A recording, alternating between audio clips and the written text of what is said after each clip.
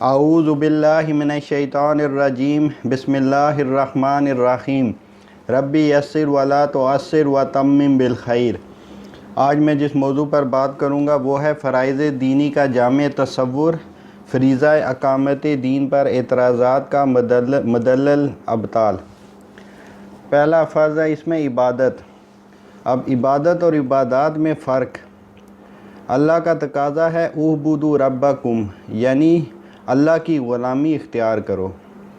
اب غلامی اور نوکری میں فرق کیا ہے؟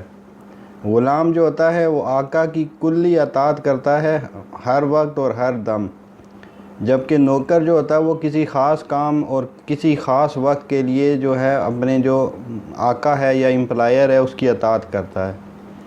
سورہ بقرہ کی آیت نمبر 85 میں ہے افتؤمنون ببعض الکتاب وتکفرون ببعض فما جزاء من یفعل ذلک منکم الا خزی فی الحیاۃ الدنیا ویوم القیامہ یردون الی اشد العذاب وما اللہ بغافل عما تعملون۔ کیا تم ہماری کتاب کے ایک حصے کو مانتے ہو اور ایک کا انکار کرتے ہو؟ پس تم میں سے جو کوئی بھی یہ حرکت کرے گا اس کی سزا اس کے سوا کچھ نہیں کہ دنیا میں اسے ذلیل و خوار کر دیا جائے اور قیامت کے دن اسے شدید ترین عذاب میں جھونک دیا جائے، اور جو کچھ تم کرتے ہو اللہ اس سے غافل نہیں ہے۔ اسی طرح اللہ تعالیٰ نے اہل ایمان کو پورے کے پورے اسلام میں آنے کا حکم دیا ہے۔ اب اس آیت کے مفہوم سے ظاہر ہو رہا ہے کہ اللہ کو ایک مومن سے مکمل اطاعت مطلوب ہے، جزوی اطاعت قابل قبول نہیں ہوگی۔ پھر جو تصور نمبر 5 ہے اس میں ہوا ہے دوسرا فرض جو ہے وہ دعوت و تبلیغ کا ہے۔ اس میں جو پہلی دلیل ہے وہ سورۃ عصر کی آیت نمبر 1 سے 3 میں ہے والعصر، زمانے کی قسم، ان الانسان لفی خسر، بے شک انسان خسارے میں ہے، الا الذین آمنوا، سوائے ان لوگوں کو جو ایمان لائے، وعملوا الصالحات، اور نیک اعمال کیے، وتواصوا بالحق، اور حق پر قائم رہے، وتواصوا بالصبر، اور صبر کی تلقین کرتے رہے۔ اور اس میں جو دوسری دلیل ہے وہ سورہ حج کی آیت نمبر 78 میں ہے وَجَاهِدُوا فِي اللَّهِ حَقَّ جِهَادِهِ هُوَ اجْتَبَاكُمْ وَمَا جَعَلَ عَلَيْكُمْ فِي الدِّينِ مِنْ حَرَجٍ مِلَّةَ أَبِيكُمْ إِبْرَاهِيمَ هُوَ سَمَّاكُمُ الْمُسْلِمِينَ من قبل وفی هذا ليكون الرسول شهيدا عليكم وتكونوا شهداء على الناس فأقيموا الصلاة وآتوا الزكاة واعتصموا بالله هو مولاكم فنعم المولى ونعم النصير۔ اور اے ایمان والو، اللہ کی راہ میں ویسا ہی جہاد کرو جیسا کہ جہاد کرنے کا حق ہے۔ اس اللہ نے چن لیا ہے اور اس نے تم پر دین کے بارے میں کوئی تنگی نہیں ڈالی۔ دین اپنے باپ ابراہیم کا قائم رکھو، اسی اللہ نے تمہارا نام مسلمان رکھا ہے اس قرآن سے پہلے اور اس میں بھی، تاکہ پیغمبر تم پر گواہ ہو جائے اور تم لوگوں پر گواہ بن جاؤ۔ پس تمہیں چاہیے کہ نماز قائم رکھو اور زکوٰۃ ادا کرتے رہو اور اللہ کو مضبوط تھام لو، وہی تمہارا ولی اور مالک ہے۔ پس کیا ہی اچھا مالک ہے اور کتنا ہی بہتر مددگار ہے۔ اس میں جو تیسری دلیل ہے وہ سورہ بقرہ کی آیت نمبر 143 میں ہے وَكَذَلِكَ جَعَلْنَاكُمْ أُمَّةً وَسَطًا لِتَكُونُوا شُهَدَاءَ عَلَى النَّاسِ وَيَكُونَ الرَّسُولُ عَلَيْكُمْ شَهِيدًا، اور اسی طرح تمہیں ہم نے ایک درمیانی امت بنایا تاکہ تم گواہ ہو جاؤ پوری نوع انسانی پر، اور رسول صلی اللہ علیہ وسلم گواہ ہو جائیں تم پر۔ اب شہادت علی الناس کیا ہے؟ اللہ تعالیٰ نے خود اپنے اوپر یہ ذمہ داری رکھ لی تھی کہ وہ رسول مبعوث کرے گا جو بشارت دینے والے اور ڈرانے والے ہوں گے، تاکہ لوگوں پر قیامت والے دن اللہ تعالیٰ کے سامنے کوئی حجت باقی نہ رہے ان رسولوں کے آنے کے بعد۔ اب کوئی اللہ کے سامنے یہ نہ کہہ سکے کہ یا اللہ مجھے تو بات سمجھ نہیں آئی یا میرے تک بات نہیں پہنچی۔ اس لیے اللہ تعالیٰ نے فرمایا ہے کہ میرے ذمہ ہے کہ میں رسولوں کو مبعوث کروں۔ اب سورہ نساء آیت نمبر 165 میں اسی کو بیان کیا ہے رسولا مبشرین ومنذرین لئلا یکون للناس علی اللہ حجۃ بعد الرسل وکان اللہ عزیزا حکیما۔ ہم نے انہیں رسول بنایا ہے خوشخبریاں سنانے والے اور آگاہ کرنے والے، تاکہ لوگوں کی کوئی حجت اور الزام رسولوں کے بھیجنے کے بعد اللہ تعالیٰ پر رہ نہ جائے۔ اللہ تعالیٰ بڑا غالب اور بڑا باحکمت ہے۔ اللہ تعالیٰ نے رسولوں کا سلسلہ جاری رکھا اور حضرت محمد صلی اللہ علیہ وسلم پر آ کر یہ سلسلہ ختم کر دیا۔ حضرت جبرائیل علیہ السلام اللہ کا پیغام لے کر انبیاء پر آتے رہے۔ ختم نبوت کے بعد آگے یہ سلسلہ کیسے چلے گا؟ اگر کسی نبی نے نہیں آنا اور تو یہ پیغام آگے کیسے پہنچے گا؟ تو اس زمانے کے لوگوں کے پاس اللہ کے سامنے حجت ہو جائے گی کہ اے اللہ ہمارے پاس تو کوئی پیغام پہنچانے والا نہیں آیا۔ یہ کیسے ہو سکتا ہے کہ اللہ تعالیٰ اپنی بات کے خلاف کر دے؟ ایسا سوچنا بھی انسان کو دائرہ اسلام سے خارج کر دیتا ہے۔ اس لیے اللہ تعالیٰ نے ایک زبردست اس کا انتظام کر رکھا تھا اس مسئلے کو بیان کرنے کے لیے، اور بہت سی آیات اس پر شاہد ہیں۔ نبی پاک صلی اللہ علیہ وسلم نے خطبہ حجت الوداع کے موقع پر صحابہ کرام رضوان اللہ اجمعین سے سوال کیا تھا کہ کیا میں نے تم تک اللہ کا پیغام پہنچا دیا ہے؟ تو کم و بیش 1,44,000 یا 1 لاکھ سے زیادہ صحابہ نے یک زبان ہو کر کہا کہ جی، آپ صلی اللہ علیہ وسلم نے نہ صرف پیغام پہنچا دیا بلکہ پیغام پہنچانے کا حق ادا کر دیا۔ اس پر آپ صلی اللہ علیہ وسلم نے آسمان کی طرف اشارہ کرتے ہوئے ارشاد فرمایا، اے اللہ تو گواہ رہنا۔ پھر آپ صلی اللہ علیہ وسلم نے صحابہ کرام سے ارشاد فرمایا کہ تم میں سے جو یہاں موجود ہے وہ اس پیغام کو ہر اس شخص تک پہنچا دے جو اس وقت یہاں موجود نہیں ہے۔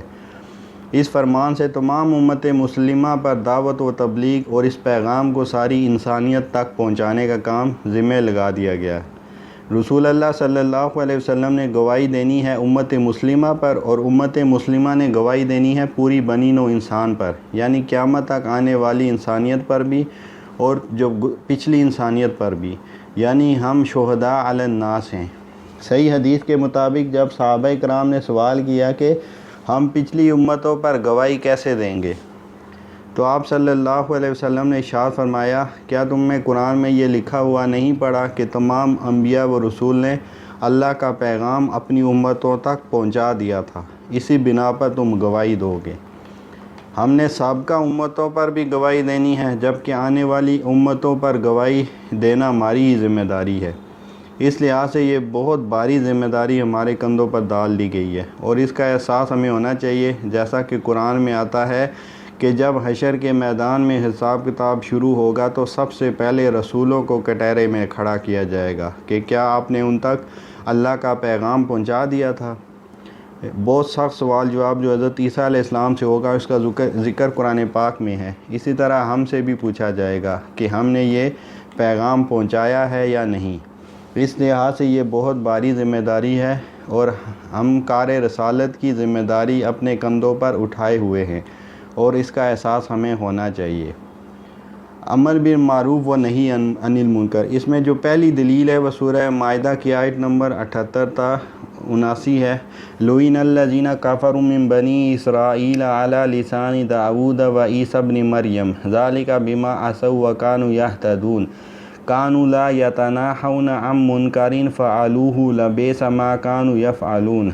بنی اسرائیل کے کافروں پر حضرت داؤد اور عیسیٰ ابن مریم کی زبانی لعنت کی گئی، اس وجہ سے کہ وہ نافرمانیاں کرتے تھے اور حد سے آگے بڑھ جاتے تھے، آپس میں ایک دوسرے کو برے کاموں سے جو وہ کرتے تھے روکتے نہ تھے، جو کچھ بھی یہ کرتے تھے وہ بہت برا تھا۔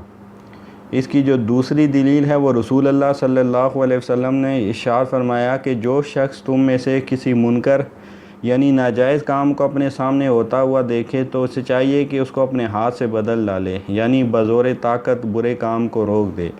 پس اگر اتنی طاقت نہ رکھے تو زبان سے منع کرے کہ غلط اور گناہ کے کام ہیں باز آ جاؤ، اور اگر اس کی بھی طاقت نہ ہو بلکہ زبان سے روکنے میں فتنے کا بھی اندیشہ ہو تو پھر اپنے دل سے اس کو برا جانے، اور یہ کمزور ایمان ہے، یعنی ایمان کا ادنا درجہ ہے۔ بری بات کو صرف دل سے برا جانتا رہے، اور اگر دل سے بھی اس کو برا نہ سمجھا تو پھر ایمان کہاں رہا۔ یہ مسلم شریف کی حدیث ہے۔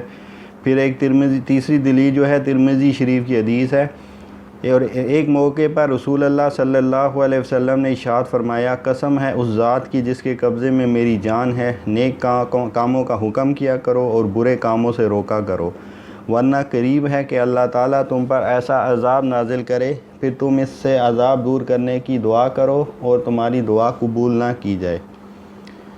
اب عبادت کی طرح دعوت بھی جو ہے وہ مکمل دین کی ہے۔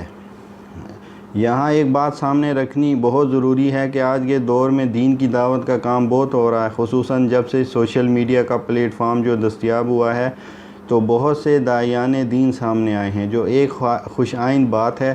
دین کی دعوت کا کام ہماری ذمہ داری ہے اور اس کو نبھانے والے بہت سے لوگوں کا میدان میں آنا بہت اچھی بات ہے، لیکن اس میں ایک احتیاط بہت ضروری ہے جس کا بدقسمتی سے خیال نہیں رکھا جا رہا۔ وہ کیا ہے؟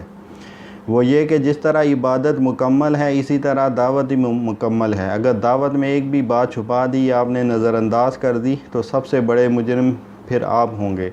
اور یہ بات نبی پاک صلی اللہ علیہ وسلم کو بھی بڑے واضح انداز میں کہہ دی گئی تھی کہ آپ صلی اللہ علیہ وسلم کے پاس یہ اختیار نہیں ہے کہ آپ کوئی چیز نکال دیں یا چھپا دیں۔ اِحْتِ بِقُرْآنٍ غَيْرِ هَذَا أَوْ بَدِّلْهُ قُلْ مَا يَكُونُ لِي أَنْ أُبَدِّلَهُ مِنْ تِلْقَاءِ نَفْسِي إِنْ أَتَّبِعُ إِلَّا مَا يُوحَىٰ إِلَيَّ إِنِّي أَخَافُ إِنْ عَصَيْتُ رَبِّي عَذَابَ يَوْمٍ عَظِيمٍ۔ سورہ یونس کی آیت نمبر 15 ہے۔ اس کے سوا کوئی دوسرا قرآن لاؤ یا اس میں کچھ ترمیم کرو۔ آپ صلی اللہ علیہ وسلم یوں کہہ دیجئے کہ مجھے یہ حق نہیں کہ میں اپنے پاس سے اس میں کچھ ترمیم کر دوں، بس میں تو اسی کا اتباع کروں گا جو میرے پاس وحی کے ذریعے سے پہنچا ہے۔ اگر میں اپنے رب کی نافرمانی کروں تو میں ایک بڑے دن کے عذاب کا اندیشہ رکھتا ہوں۔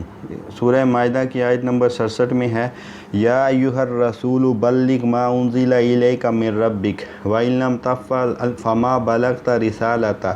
اے رسول صلی اللہ علیہ وسلم، پہنچا دیجئے جو کچھ بھی آپ پر نازل ہوا ہے آپ کے رب کی طرف سے، اور اگر آپ نے ایسا نہ کیا تو آپ نے رسالت کا حق ادا نہ کیا۔ اب اس کے بعد تصور نمبر 6 ہے، تیسرا فرض اقامت دین اور اعلاء کلمت اللہ اور اظہار دین۔ اس کے دلائل مولانا مودودی، ڈاکٹر اسحاق احمد اور مولانا امین احسن اصلاحی رحمۃ اللہ اجمعین نے بہت وضاحت سے دیے ہیں۔ سورہ شورى کی آیت نمبر 13 میں ہے، شرع لکم من الدین ما وصی بہ نوحا والذی اوحینا الیک وما وصینا بہ ابراہیم وموسیٰ وعیسیٰ ان اقیموا الدین ولا تتفرقوا فیہ کبر علی المشرکین ما تدعوہم الیہ اللہ یجتبی الیہ من یشاء ویہدی الیہ من ینیب۔ اے ایمان والو، اللہ تعالیٰ نے تمہارے لیے وہی دین مقرر کیا ہے جس کے قائم کرنے کا اس نے نوح کو حکم دیا تھا، اور جب ہم نے بذریعہ وحی آپ کی طرف بھیجا ہے، اور جس کا تاکیدی حکم ہم نے ابراہیم اور موسیٰ اور عیسیٰ علیہ السلام کو دیا تھا کہ دین کو قائم کرو اور اس بارے میں تفرقے میں نہ پڑو۔ جس چیز کی طرف آپ انہیں بلا رہے ہیں وہ تو ان مشرکین پر گراں گزرتی ہے۔ اللہ تعالیٰ جسے چاہتا ہے اپنا برگزیدہ بناتا ہے، اور جو بھی اس کی طرف رجوع کرے وہ اس کی صحیح رہنمائی کرتا ہے۔ وَقَاتِلُوهُمْ حَتَّىٰ لَا تَكُونَ فِتْنَةٌ وَيَكُونَ الدِّينُ كُلُّهُ لِلَّهِ فَإِنِ انتَهَوْا فَإِنَّ اللَّهَ بِمَا يَعْمَلُونَ بَصِيرٌ۔ سورہ انفال آیت نمبر 39 ہے۔ اے ایمان لانے والو، ان کافروں سے جنگ کرو یہاں تک کہ فتنہ باقی نہ رہے اور دین پورے کا پورا اللہ کے لیے ہو جائے، پھر اگر وہ فتنے سے رک جائے تو ان کے اعمال کا دیکھنے والا اللہ ہے۔ سورہ بقرہ کی آیت نمبر 216 میں ہے، کتب علیکم القتال وہو کرہ لکم وعسیٰ ان تکرہوا شیئا وہو خیر لکم وعسیٰ ان تحبوا شیئا وہو شر لکم واللہ یعلم وانتم لا تعلمون۔ تم پر جہاد فرض کیا گیا حالانکہ وہ تمہارے لیے مشکل ہے، معلوم ہوتا ہے۔ ممکن ہے کہ تم کسی چیز کو بری جانو اور دراصل وہی تمہارے لیے بھلی ہو، اور یہ بھی ممکن ہے کہ تم کسی چیز کو اچھی سمجھو حالانکہ وہ تمہارے لیے بری ہو۔ حقیقی علم اللہ ہی کو ہے، تم محض بے خبر ہو۔ کتب علیکم الصیام سے اگر روزہ فرض ہو جاتا ہے تو کتب علیکم القصاص سے قصاص فرض کیوں نہیں ہوتا؟ اللہ تعالیٰ نے دونوں جگہ ایک جیسے الفاظ استعمال کیے ہیں۔ سورہ مائدہ کی آیت نمبر 9 میں ہے، هو الذی ارسل رسولہ بالہدی ودین الحق لیظہرہ علی الدین کلہ ولو کرہ المشرکون۔ وہی تو ہے جس نے اپنے پیغمبر کو ہدایت و دین حق دے کر بھیجا تاکہ اسے وہ سب دینوں پر غالب کرے، خواہ مشرکوں کو برا ہی لگے۔ سورہ صاف میں ہے یہ بات واضح کی گئی ہے کہ دین اسلام تمام ادیان پر غالب آ کر رہے گا، خواہ مشرکوں کو اور کافروں کو کتنا ہی برا لگے۔ اس کے علاوہ سورہ بقرہ کی آیت نمبر 178 میں ہے، اے لوگو جو ایمان لائے ہو، تمہارے لیے قتل کے مقدموں میں قصاص کا حکم لکھ دیا گیا ہے۔ آزاد آدمی نے قتل کیا ہو تو اس آزاد ہی سے بدلہ لیا جائے، غلام قاتل ہو تو وہ غلام ہی قتل کیا جائے، اور عورت اس جرم کی مرتکب ہو تو اس عورت ہی سے قصاص لیا جائے۔ ہاں اگر کسی قاتل کے ساتھ اس کا بھائی کچھ نرمی کرنے کے لیے تیار ہو تو معروف طریقے کے مطابق خون بہا کا تصفیہ ہونا چاہیے، اور قاتل کو لازم ہے کہ راستی کے ساتھ خون بہا ادا کرے۔ یہ تمہارے رب کی طرف سے تخفیف اور رحمت ہے، اس پر بھی جو زیادتی کرے اس کے لیے دردناک سزا ہے۔ سورۃ نور کی آیت نمبر 2 میں ہے، زانیہ عورت اور زانی مرد دونوں میں سے ہر ایک کو 100 کوڑے مارو، اور ان پر ترس کھانے کا جذبہ اللہ کے دین کے معاملے میں تم کو دامن گیر نہ ہو، اگر تم اللہ تعالیٰ اور روز آخرت پر ایمان رکھتے ہو اور ان کو سزا دیتے وقت اہل ایمان کا ایک گروہ موجود رہے۔ ما لم یتم الواجب الا بہ فہو واجب، جس واجب کو ادا کرنے کے لیے جو چیز ضروری ہوتی ہے وہ بھی ضروری اور فرض ہوتی ہے۔ اقامت دین میں جو اجتماعی احکامات ہیں، قصاص، زنا و قذف، چوری، ڈاکہ زنی، فساد فی الارض، سود سے پاک معیشت، ان کا نفاذ اس وقت تک نہیں ہو سکتا جب تک دین نافذ عملاً نہ ہو جائے، اور اس کے لیے جہاد و قتال فی سبیل اللہ کی ضرورت پڑتی ہے۔ فریضہ اقامت دین اسلاف اور اجماع امت کی روح سے۔ امام قرطبی اپنی تفسیر میں فرضیت نصب امامت کے بارے میں فرماتے ہیں، نصب امامت کے فرض ہونے میں امت اور ائمہ کے درمیان کوئی اختلاف نہیں۔ امام ابن حزم الملل والنحل میں لکھتے ہیں، نصب امامت پر جو اجماع ہے اس کی کسی نے مخالفت نہیں کی سوائے خوارج میں سے ایک فرقے کے۔ وہ کہتے ہیں کہ لوگوں پر یہ لازم نہیں کہ وہ امام مقرر کریں، بلکہ ان پر تو اس قدر ذمہ داری ہے کہ آپس میں ایک دوسرے کے حقوق برابر ادا کریں، اور ہمارے خیال میں اس فرقے میں سے آج کوئی بھی موجود نہیں۔ شیخ الاسلام ابن تیمیہ اپنی کتاب السیاسہ الشرعیہ میں لکھتے ہیں، اس بات کا جاننا ضروری ہے کہ ریاست اور حکومت کا قیام دین کے عظیم ترین فرائض میں سے ہے، دین کا قیام اس کے بغیر ممکن ہی نہیں۔ علامہ ابن خلدون اپنی کتاب مقدمہ میں فرماتے ہیں، بے شک امام کا مقرر کرنا فرض ہے، اس کا وجوب شریعت سے، صحابہ اور تابعین کے اجماع سے ثابت ہوتا ہے، اور اسی طرح ہر زمانے میں ہوتا رہا، اور اس بات پر اجماع ہو گیا جو نصب امامت کے وجوب پر دلالت کرتا ہے۔ اسی طرح امام الہند شاہ ولی اللہ دہلوی اپنی کتاب ازالہ خفا میں فرماتے ہیں، خدا تعالیٰ نے جہاد کو، قضاء کو، علوم دینیہ کے زندہ کرنے کو، ارکان اسلام کے قائم کرنے کو، بلاد اسلامیہ سے کفار کو دفع کرنے کو فرض کفایہ قرار دیا ہے، اور تمام امور امام کے مقرر کیے بغیر صورت پذیر نہیں ہو سکتے، اور قاعدہ کلیہ ہے کہ ایک فرض کا حصول جس چیز پر موقوف ہو اس کا حصول بھی فرض قرار پائے گا، اور اس قاعدے پر بڑے بڑے صحابہ نے امت کو متنبع کر دیا ہے۔ اس کے بعد تصور نمبر 7 ہے، اس میں جو اقامت دین پہ کے جو کانسیپٹ ہے اس پہ بہت سارے اعتراضات کیے گئے۔ اس میں جو سب سے زیادہ جو شخصیت معروف ہے وہ جاوید احمد غامدی صاحب کی ہے، تو ان کا جو پہلا اعتراض ہے وہ اتمام حجت کا فلسفہ ہے۔ اقامت دین، قیام خلافت یا اقدامی جہاد کے لیے اتمام حجت کرنا لازمی ہے، چونکہ اتمام حجت صرف انبیاء و رسل ہی کر سکتے ہیں، چنانچہ رسول اکرم صلی اللہ علیہ وسلم کے پاس کسی اور کو حق نہیں کہ دین کے نفاذ کے لیے جہاد کرے۔ یہ اعتراض سورۃ بینہ آیت 1 تا 3 کی بنیاد پر ہے، یعنی رسول اور کتاب دونوں کو ملا کر بینہ بنتے ہیں۔ اس کا جواب ہے قرآن کی سورہ بقرہ کی آیت نمبر 143 میں ہے، وَكَذَلِكَ جَعَلْنَاكُمْ أُمَّةً وَسَطًا لِتَكُونُوا شُهَدَاءَ عَلَى النَّاسِ وَيَكُونَ الرَّسُولُ عَلَيْكُمْ شَهِيدًا، کہ اللہ نے جبرائیل کے ذریعے نبی پاک پر اپنا پیغام بھیجا اور انہوں نے امت مسلمہ پر، تو اس سے اتمام حجت ہو گیا۔ اب نبی پاک نہیں رہے تو انہوں نے امت مسلمہ کو دیا اور اس نے پوری بنی نوع انسان کو دے دیا، تو تب بھی اتمام حجت ہو جاتا ہے۔ دوسرا اعتراض ہے خلافت اللہ کا انعام ہے۔ خلافت اللہ کا انعام ہے جو ایمان اور عمل صالح کے نتیجے میں کسی قوم کو اللہ تعالیٰ عطا کرتے ہیں۔ اس کی دلیل میں سورہ نور کی آیت نمبر 55 اور کچھ احادیث پیش کی جاتی ہیں۔ اللہ نے ان لوگوں سے وعدہ کیا ہے جو تم میں سے ایمان لائے اور نیک عمل کیے کہ انہیں ضرور ملک کی حکومت عطا کرے گا، جیسا کہ ان سے پہلوں کو عطا کی تھی، اور ان کے لیے جس دین کو پسند کیا ہے ضرور مستحکم کر دے گا، اور البتہ ان کے خوف کو امن سے بدل دے گا، بشرطے کہ میری عبادت کرتے رہیں اور میرے ساتھ کسی کو شریک نہ کریں، اور جو اس کے بعد ناشکری کرے وہی فاسق ہوں گے۔ اعتراض نمبر 2 ہے اسی خلافت اللہ کا انعام، اس کا جواب کیا ہے؟ سورہ بقرہ کی آیت نمبر 246 سے 251 میں اس کا جواب ہے کما استخلف الذین من قبلہم، جالوت کا جو مارکہ ہے اس میں اس کو بیان کیا گیا ہے۔ پھر سورہ توبہ کی آیت نمبر 120 میں ہے مدینہ والوں اور ان کے آس پاس دیہات کے رہنے والوں کو یہ مناسب نہیں تھا کہ اللہ کے رسول سے پیچھے رہ جائیں، اور نہ یہ کہ اپنی جانوں کو اس کی جان سے زیادہ عزیز سمجھیں، یہ اس لیے کہ انہیں اللہ کی راہ میں جو تکلیف پہنچتی ہے، پیاس کی یا اور ماندگی کی یا بھوک کی، یا وہ ایسی جگہ چلتے ہیں جو کافروں کے غصے کو بھڑکائے، اور یا کافروں سے کوئی چیز چھین لیتے ہیں، ہر بات پر ان کے لیے عمل صالح لکھا جاتا ہے، بے شک اللہ نیکی کرنے والوں کا اجر ضائع نہیں کرتا۔ تیسرا اعتراض ہے جیسے تم ہو ویسے تمہارے حاکم ہیں، کما تکونون کذالک یامر علیکم، جیسے تم ہو ویسے ہی حکمران اور تمہارے اوپر ہوں گے۔ چنانچہ یہ تصور پیش کیا جاتا ہے کہ حکمرانوں سے لڑنے کی بجائے لوگوں کو ایمان اور عمل صالح پر لانے کی محنت کرنی چاہیے۔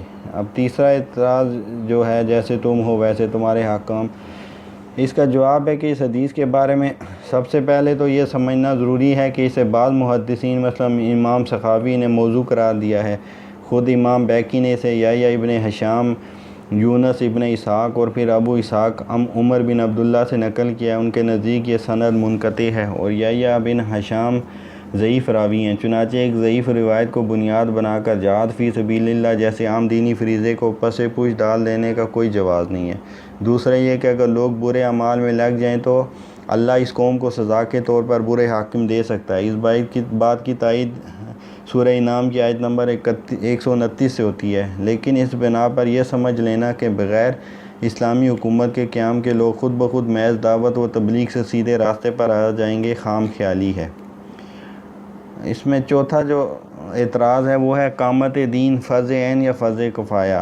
اقامت دین یا قیام حکومت اسلامیہ فرض عین نہیں بلکہ فرض کفایہ ہے، اس لیے اگر کچھ لوگ اس کام میں لگے ہوئے ہیں تو باقیوں کو کرنے کی ضرورت نہیں۔